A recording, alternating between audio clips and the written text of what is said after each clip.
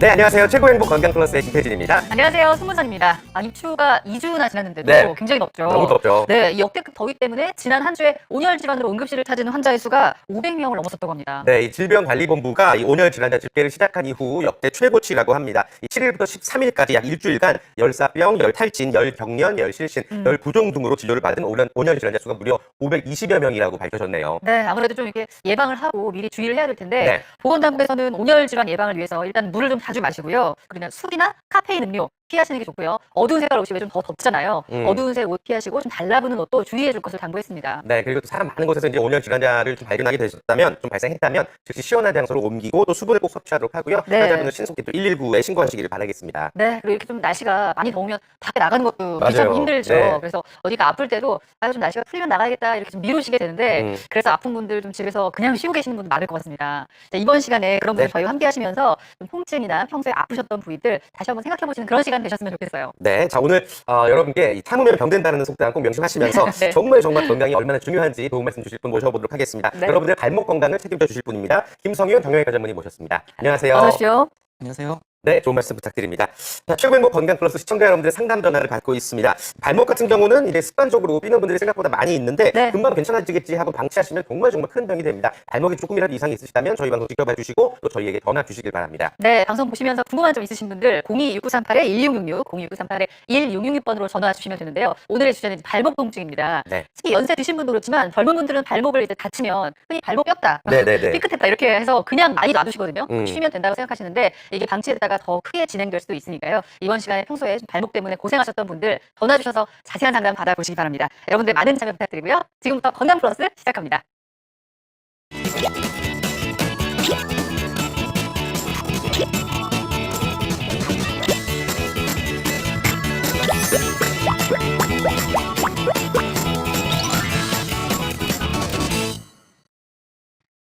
네, 최고 행복 건강 플러스 오늘은 여러분들의 발목 건강을 주제로 이야기 나눠보도록 하겠습니다. 네. 운동하다가 발목 삐끗하시는 분들 굉장히 많이 계실 텐데 이 운동할 때는 체중의 이제 3-4배 정도의 하중이 발목에 가해진다고 합니다. 자, 원장님 발목이 삐었다는 게 이제 의학적으로 어떤 질환으로 이제 설명이 되나요?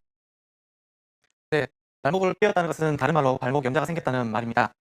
발목을 젖들여 발목 관절을 진행하는 인대들이 다친 현상을 발목 염좌라고 합니다. 염좌요. 네, 그렇습니다. 대부분은 발바닥이 이렇게 안쪽으로 꺾이면서 발목의 바깥쪽 부분에 일어납니다. 네. 그러니까 이렇게 흔히들 이렇게 바로 헛디디죠. 네네네. 걷다가 이렇게 삐끗하는데 이러면서 발목의 바깥쪽 인대가 손상이 되는군요. 이렇게 다쳤을 때는 뭐 치료 시기나 혹은 인대가 어느 정도 손상됐느냐에 따라서 치료 방법이 달라질 텐데 어떻게 치료합니까, 발목은? 네. 발목 염좌 치료법은 크게 비수술적인 치료와 이제 여기 수술적인 치료로 나누어서 설명해 볼 수가 있을 것 같습니다. 네. 비수술적인 치료로는 이제 발목 삐었을 때 처음에 가급적 걷지 않도록 하는 것이 좋고요.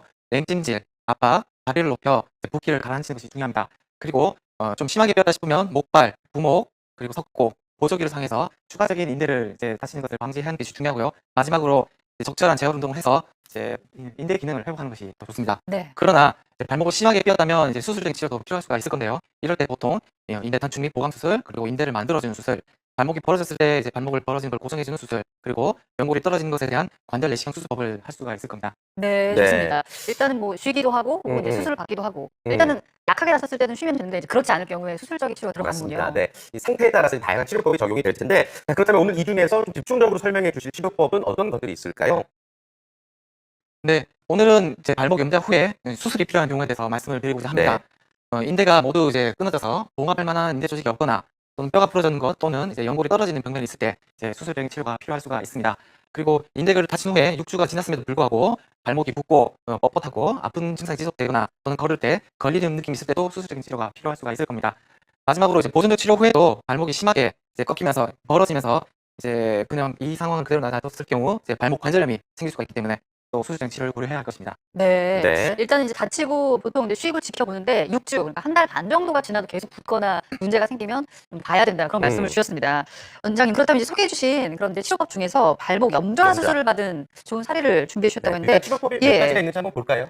네, 발목 염좌의 치료법은 수술적 치료법은 크게 4가지로 나누어 볼 수가 있습니다. 첫 번째로 골 연골 병변에 대한 관절경 수술, 두 번째로 인대 단축 및 보강 수술, 세 번째로 경비 관절 고정 수술, 마지막으로 인대 재건 수술을 생각해 볼 수가 있습니다. 네. 자, 이 중에서 이제 발목 염좌 수술을 받은 그런 사례가 준비되어 있다고 하는데 네. 바로 한번 설명 주실까요? 네, 연골이 벗겨지는 골 연골 병변이라고 하는 병에 대한 이제 관절경 수술에 대한 사례를 설명드리도록 하겠습니다. 53세 남자 환자분이십니다. 네. 평소에도 발목을 자주 접질렀고요. 그리고 병원에 오기 전에 마지막으로 발목을 접지른 후에 이제 걸을 때마다 발목이 계속 붓고 발목에서 걸리는 느낌이 있어서 병원에 내원하였습니다. 수술 전에 찍은 MRI 사진을 보면 발목뼈 일부가 이렇게 검게 보이는 것을 볼 수가 있는데요.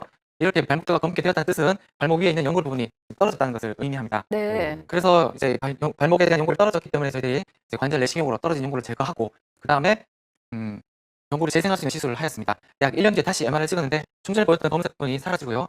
사라진 것을 볼 수가 있습니다. 이것은 이제 위에 있는 연골이 치유가 되었다는 것을 의미합니다. 네. 네. 발목뼈의 가장 위쪽이 손상이 됐지만 이 관절경 수술을 통해서 치료가 아주 잘 된 사례를 여러분들 소개해드렸습니다. 발목은 연령에 관계없이 굉장히 잘 다치는 부위거든요. 뭐 네. 아이들부터 또 어르신분들까지 수술 후에는 관리가 무척이나 또 중요한 부위이기도 하고요. 오늘 저희가 드리는 말씀들 여러분들 잘 기억해 주셨으면 좋겠습니다. 네, 평소에 이제 발목을 한 번 다치신 분들은 계속해서 그렇죠. 반복해서 다치게 되는 네. 경우가 많거든요. 근데 문제가 생겼다는 얘기니까요. 발목 통증에 시달리고 계신 분들, 그리고 기존에 치료를 받았는데 크게 효과를 보지 못하셨던 분들은 이번 시간에 저희에게 전화 주셔서 오늘 나와 계신 원장님께 자세한 상담 받아보시기 바랍니다. 전화번호 다시 한번 알려드릴게요. 026938-1666, 026938-1666번입니다. 여러분들의 많은 참여 기다리고 있을게요.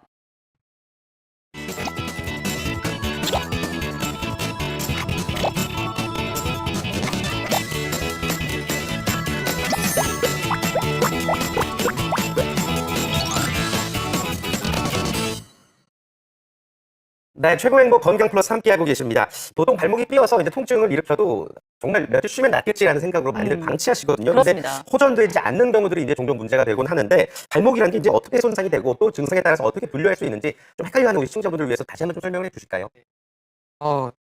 발목 염좌라고 하는 것은 이제 발목이 꼬이거나 이제 접질려서 이제 증상이 생기는 것을 얘기하는 겁니다. 네. 흔히 일반적으로는 스포츠 활동 중에 발목이 자주 접질리게 되는데요. 그렇지만 그 평평하지 않은 바닥을 걷거나 이제 계단을 내려오는 등의 이제 일상적인 동작 중에도 발을 헛디뎌서 쉽게 발생할 수가 있습니다. 네. 이 발목 염좌도 이제 정도에 따라서 구분이 되나 봐요, 이렇게. 네. 발목 염좌의 증상은 크게 이제 세 가지로 나눌 수 있을 것 같습니다. 1도, 2도, 3도 염좌로 나눌 수가 있습니다. 보통 1도 염좌는 인대가 다치진 않고요. 주위에 있는 조직에 손상만 있는 경우인데 이런 경우에는 보통 약간 아프고 붓긴 하지만 정상적으로 보행은 가능합니다. 2도 염좌는 인대가 부분적으로 파열된 것을 얘기하는 건데요. 조금 이제 심하게 아프고 또 붓고 약간 이제 발목 움직이기 어려운 경우가 생기게 됩니다. 그래서 정상적으로 보행이 좀 어려워지면 보조기가 필요하게 됩니다. 인대가 완전히 끊어진 것을 이제 3도 염좌라고 합니다. 이런 경우에 서 있는 것도 힘들게 되고요. 심한 경우에 발목이 많이 벌어지게 되는데 이럴 때는 수술적 치료를 고려해봐야 됩니다. 네. 네. 일단은 이제 뭐 3도 정도 됐다 그러면 수술적 치료를 고려해야 된다는 말씀을 주셨는데 발목 관절을 치료하는 그런 수술적인 치료 영상으로 저희가 준비되어 있는데요. 영상 네. 보면서 원장님 설명 자세히 한번 들어보겠습니다. 네, 지금 보시는 이 영상은 골 연골 변변에 대한 이제 관절 내시경 사진입니다. 네. 그 MR에서 봤던 뼈의 검은색 부분 위쪽 부분이 저렇게 시대로는 연골이 떨어져서 이제 덜렁덜렁거리게 되는 것을 볼 수가 있는데요. 그래서 이렇게 떨어진 연골을 기구를 사용해서 이렇게 깨끗이 먼저 제거하고 주변에 이제 좀 또 나불나불거리는 조직들을 또 깔끔히 다듬습니다. 그런 다음에 연골 재생이 돼야 되니까 연골 재생을 위해서 또 기구를 사용해서 작은 구멍을 2에서 3mm 간격으로 이렇게 뚫어주게 되는 겁니다. 네. 저 구멍을 통해서 이제 그 연골 재생되는 세포들이 나와서 이제 연골이 재개되는 겁니다. 그렇군요. 내시경 카메라를 통해서 이제 손상된 조직을 보면서 직접 치료를 하실 수가 있겠군요. 아무래도 이제 환자분들 같은 경우는 근데 이제 수술에 대한 부담감이 있을 수가 있는데 수술을 결정하는데 가장 중요한 요인이 있다 그러면 어떤 것들이 있을까요? 그렇습니다. 누구나 수술을 받아야 된다 그러면 당연히 부담을 가질 수밖에 없을 것 같습니다. 그렇다고 해서 모든 사람들이 다 수술을 하는 것은 아닙니다. 네. 영상을 좀 다시 화면으로 보여주시겠어요? 네. 골, 네. 연골, 변변에 대한 이제 관절경 수술에 대해서 좀 말씀을 드리도록 하겠습니다. 일반적으로는 고골의 외측 변변 같은 경우에 다쳐서 생기는 경우가 많습니다. 그래서 저절로 치유되는 경우가 좀 드물고요. 증상을 유발하는 경우가 많기 때문에 조기에 수술적 치료를 하는 것이 일반적으로 좋은 편입니다. 그러나 내측에 있는 변변은 이제 외상과 관계가 없고요. 보통은 증상을 유발하는 경우가 좀 적습니다. 그리고 퇴행성 관절염을 일으키는 빈도도 비교적 낮기 때문에 증상이 뚜렷하지 않다면 꼭 수술하는 것은 아니니까 너무 걱정 안 하셔도 될 것 같습니다. 네, 그러니까 자신이 어느 정도 좀 판단을 할 수가 있겠군요. 수술을 해야 되는지 그리고 안 해도 괜찮은지에 대해서 좋습니다. 자, 직접 여러분들이 또 질문을 주시면 여러분들이 궁금증을 해결해 드릴 수 있을 것 같은데요. 전화 많이 걸려오고 있습니다. 연결된 분 바로 만나보겠습니다. 네. 여보세요. 여보세요? 네, 안녕하세요. 네, 안녕하십니까. 네, 반갑습니다. 올해 연세가 어떻게 되세요? 54세요. 54세시고 발목이 불편하셔서 전화 주신 거죠, 어머님? 네네네. 네, 어떤 증상 느끼고 계신지 자세히 설명 부탁드릴게요. 예, 예. 올 4월달에 네. 계단에서 이렇게 떨어져가지고, 네. 예, 삐끗했는데 발목이 많이 아파가지고 병원에 갔었거든요. 네.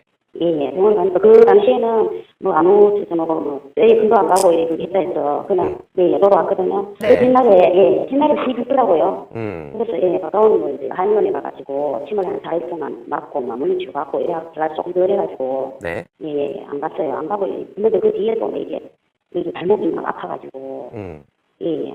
그 지금 한 몇 개월 됐거든요. 그러면 그때 이제 부어서 한의원에서 4일 정도 침치료 받으신 거 말고는 그 이후에 또 다른 치료는 받지 않으신 상태네요. 예, 어제 그저께 너무 아파가지고 또 병원에 갔다 왔어요. 네. 병원에 가서 예, 엑스레이 사진 찍고 이래 했는데 뭐 별다른 그거는 없고 뭐 적부 무슨 염이라고 이렇게 하더라고요. 예.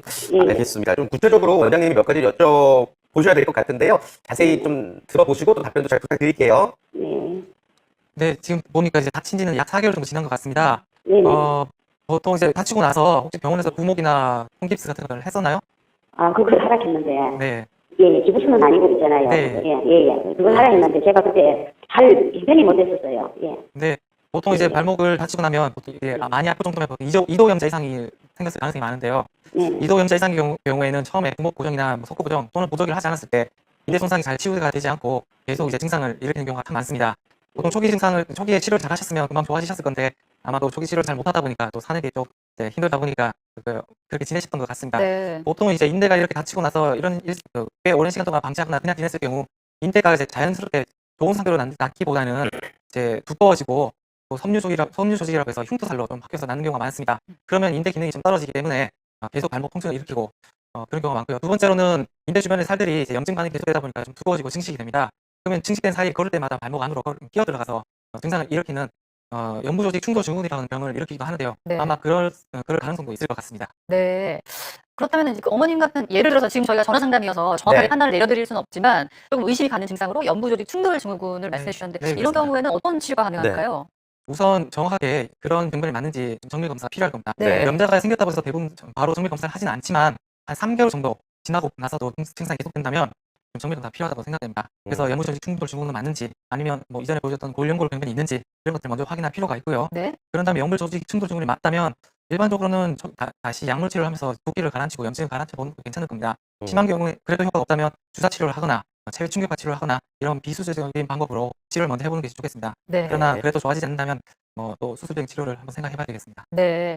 네, 지금 이제 여러 가지를 말씀해 주셨고요. 일단은 정확하게 지금 말씀드린 것 중에서 어느 부위가 문제를 일으키는지를 아시는 게 중요하니까요. 정밀 검사를 한번 해 보셔야 될 텐데 이렇게 뭔가 인대 손상이 좀 심하게 되면 아무래도 좀 수술적인 치료를 생각하게 되지 않습니까? 고려해야 되잖아요. 예. 이럴 때 인대 손상이 심할 때 어떤 치료가 가능합니까? 네, 그렇습니다. 3도 염자 이상의 심한 인대 파열이나 2도 염자가 반복되는 경우 발목 인대가 늘어나서 문제를 일으키는 경우가 있습니다. 네. 지금 영상에서 보이는 것이 인대 단축 및 보강 수술을 보여주는 것인데요.